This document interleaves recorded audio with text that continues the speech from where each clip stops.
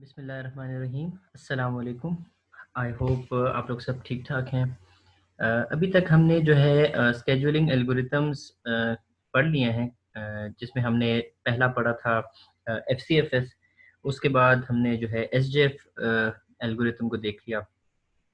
उसके बाद हमने प्रायोरिटी एल्गोरिथम को देख लिया। और अब जो है हम आज इस लेक्चर को वाइंड अप करेंगे और इसमें आज हम राउंड रॉबिन एल्गोरिथम देखेंगे और फिर उसके बाद multi level queues and multi level feedback queues. ये सारा जो है आज के लेक्चर में हम देखेंगे और इस ओवरऑल इस स्केड्यूलिंग एल्गोरिथम्स के टॉपिक को समराइज करेंगे। तो स्टार्ट करते हैं सबसे पहले राउंड रॉबिन स्केड्यूलिंग, जिसको शॉर्टली जो है आरआर एल्गोरिथम भी बोला जाता है, शॉर्ट फॉर्म इसका। तो ये बिल्कुल सिमिलर है एफसीएफएस की तरह, लेकिन इसमें प्रीएम्पशन हम ऐड कर देते हैं। जैसे नॉर्मल एफसीएफएस है, जो पहले आया पहले पाया, ठीक है, फर्स्ट कम फर्स्ट सर्व, तो उसमें हम प्रीएम्पशन नहीं कर रहे थे। यहाँ पे हमने प्रीएम्पशन ऐड कर दिया, ठीक है, मतलब हम किसी एक प्रोसेस को रिमूव भी कर सकते हैं, हटा भी सकते हैं किसी भी रीजन से। वो रीजन क्या है यहाँ पे? वो है कि each process gets a small unit of CPU time which is also known as a time slice और अ टाइम क्वांटम। ठीक है, एक स्मॉल टाइम जो होगा, टाइम स्लाइस या टाइम क्वांटम। आपको याद होगा मैंने आपको क्लास में एक टॉपिक करवाया था, टाइम शेयरिंग। ठीक है, मल्टी प्रोग्रामिंग कॉन्सेप्ट में टाइम शेयरिंग होती है कि प्रोसेसर जो है एक प्रोसेस को रन करता है थोड़ी देर के लिए, फिर जल्दी से दूसरे को रन करता है, फिर तीसरे को, फिर चौथे को, फिर बैक टू द फर्स्ट। ठीक है, ये बेसिकली जो कॉन्सेप्ट है यही राउंड रॉबिन स्केड्यूलिंग एल्गोरिथम है। ठीक है, और ये जो कितनी देर के लिए एक प्रोसेस को रन कर रहा है, वो जो देर है उसी को टाइम स्लाइस या टाइम क्वांटम पुकारा जाता है। Now, the time after the time slice has elapsed, the process is preempted and added to the end of the ready queue. ठीक है, तो जब हमने उसको preempt कर दिया तो उसको हमने ready queue के end में लगा दिया। ठीक है, start में नहीं, end में, so that सबका नंबर आ जाए, सब जल्दी जल्दी से रन हो जाए and then back to that first one। तो इस तरीके से राउंड रॉबिन एल्गोरिथम होगा। तो इसकी अब एग्जांपल कर लेते हैं। हमारे पास ये फॉलोइंग सेट ऑफ प्रोसेसेस हैं और हम ये कंसिडर कर रहे हैं कि अराइवल टाइम 0 है। अच्छा, इसमें भी एक और बात मैं बता दूं, ये पहली एग्जांपल है, सिंपल एग्जांपल है। तो इसमें अराइवल टाइम जो है वो मैंने 0 कंसिडर किया है, जबकि इसमें भी अराइवल टाइम का कॉलम बना जा सकता है। ठीक है, अच्छा, वो उस पे फिर आप लोगों ने खुद प्रैक्टिस करनी है, खुद देखना है, फिर क्वेरीज जो है हम क्वेरी सेशन में जो है देख लेंगे। अच्छा, अब इस सिंपल एग्जांपल को सबसे पहले करते हैं, सो दैट आपको कॉन्सेप्ट समझ आ जाए कि हो रहा क्या है। अगर आप देखें तो ये वही एग्जांपल है जो एफसीएफएस में हमने की थी। ठीक है, फर्स्ट कम फर्स्ट सर्व की वही एग्जांपल है कि P1 का 24 मिली सेकेंड्स हमने कर दिया, P2 जो है 3 मिली सेकेंड्स एंड P3 भी 3 मिली सेकेंड। अच्छा, टाइम क्वांटम हमने सेट किया है 4 मिली सेकेंड्स पे। ठीक है, अब टाइम क्वांटम को कोई भी वैल्यू सेट की जा सकती है, 2 मिली सेकेंड्स कर ले, 3 कर ले, 4 कर ले, 5 कर ले, कुछ भी। लेकिन इस पे भी बात हम थोड़ी देर में करेंगे कि इसको कितना सेट करना चाहिए। ठीक है, क्योंकि इसको भी एक नॉमिनल या एक ठीक सी वैल्यू, डिसेंट वैल्यू होनी चाहिए, कम या ज़्यादा से प्रॉब्लम हो सकती है। अच्छा, सो अगर हम सबसे पहले इसको देखें तो हम क्या करेंगे कि 0 से 4 तक, क्योंकि हमारा टाइम क्वांटम क्या है 4, तो हम 0 से 4 तक P1 को रन कर देंगे और फिर इसको प्रीएम्प्ट कर देंगे। अब एफसीएफएस में, नॉर्मल एफसीएफएस में ये होता था कि हम प्रीएम्प्ट नहीं करते थे और वो 0 से 24 तक जो है पूरा P1 चल जाता था। ठीक है, लेकिन यहाँ पे आपने देखा कि हमने टाइम क्वांटम जितना उसको चलाया। हमारे केस में टाइम क्वांटम 4 मिली सेकेंड्स है, तो हमने P1 को 0 से 4 तक चलाया। फिर उसके बाद हमारे पास अगला प्रोसेस क्या है, P2 है। अब P2 को हमें चाहिए कि हम इसको 4 से लेकर 7 तक चलाएं। अब 7 तक हम क्यों चला रहे हैं, 8 तक क्यों नहीं चला रहे? क्योंकि ऑलरेडी इत्तेफाक से ये जो P2 का प्रोसेस है, इसका बस टाइम जो है वो हमारे सेट करदा, जो हमारा जो टाइम क्वांटम है जो फिक्स किया हुआ हमने, उससे छोटा है। ठीक है, P2 का बर्स्ट टाइम, ठीक है, वो जो है टाइम क्वांटम से स्मॉल है। सो हम ये नहीं करेंगे कि इसको 4 से 7 तक चलाएंगे और फिर 7 से 8 तक कुछ भी नहीं करेंगे और डैश लगा देंगे।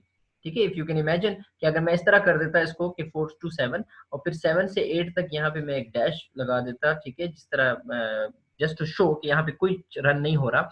तो आप लोगों को याद होगा मैंने एक आप लोगों को कॉन्सेप्ट बताया था कि एल्गोरिथम वही अच्छा होता है जो सीपीयू की यूटिलाइजेशन मैक्सिमम करता है। ठीक है, मैक्सिमम सीपीयू यूटिलाइजेशन।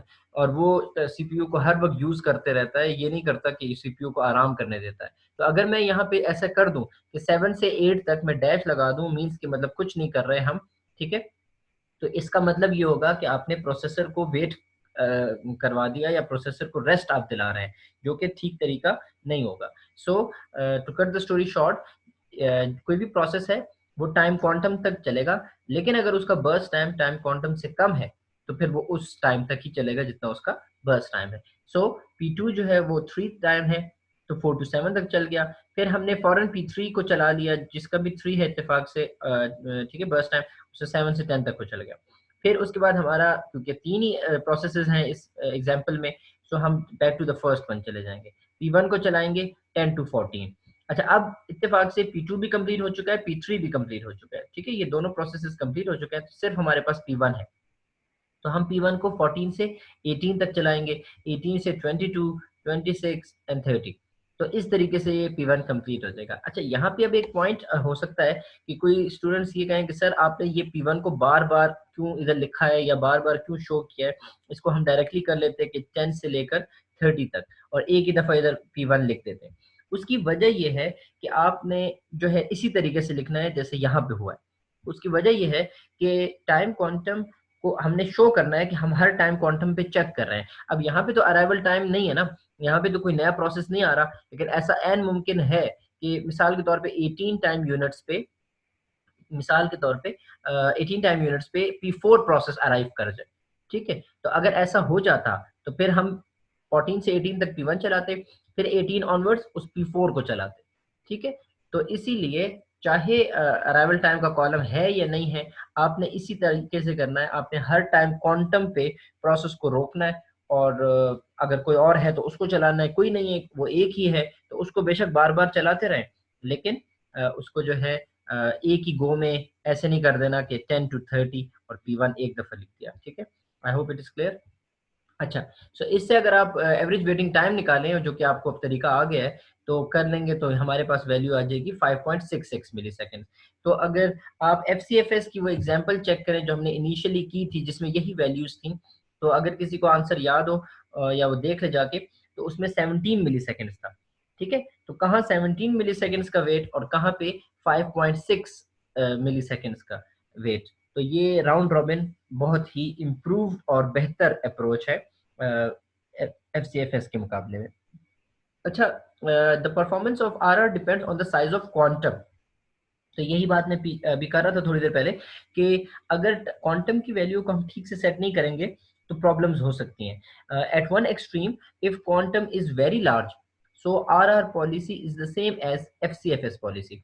अगर हम टाइम क्वांटम को बहुत ह्यूज कर लेंगे, ठीक है, एक लार्ज वैल्यू इसकी सेलेक्ट कर लेंगे, तो ये बिल्कुल सिमिलर टू FCFS पॉलिसी बन जाएगा और उसी तरीके से काम करेगा और इतना अच्छा काम नहीं करेगा। लेकिन इसके ऑपोजिट ये हो सकता है कि अगर हम टाइम क्वांटम को बहुत शॉर्ट कर लें, तो जब बहुत शॉर्ट आप करेंगे टाइम क्वांटम को, तो प्रॉब्लम क्या होगी कि जो प्रोसेसेस हैं वो हर वक्त स्विचिंग कर रहे होंगे, और ओवरहेड जो है वो बहुत ज्यादा हो जाएगी because of contact switching. Contact switching हो रही होगी, एक प्रोसेस को जल्दी से हटाएंगे दूसरे को चलाएंगे, अभी वो बेचारा चला होगा नहीं कि हम उसको हटा के तीसरे को ले आएंगे, तीसरे को, ठीक है, फिर हटाएंगे।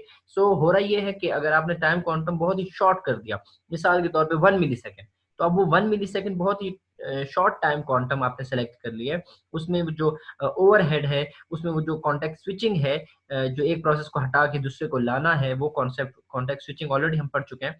सो वो चीज़ें बहुत ज़्यादा हो रही हैं। सो इसका कंक्लूजन ये हो गया कि आपने टाइम क्वांटम को बहुत ह्यूज या लार्ज वैल्यू भी नहीं करनी और बहुत स्मॉल वैल्यू भी नहीं करनी, इसको आपने जो है कोई मिड रेंज की वैल्यू रखनी है, जैसे कि 3 मिली सेकेंड्स, 4 मिली सेकेंड्स, 5 मिली सेकेंड्स, तो ये बीच की वैल्यू बन रही है।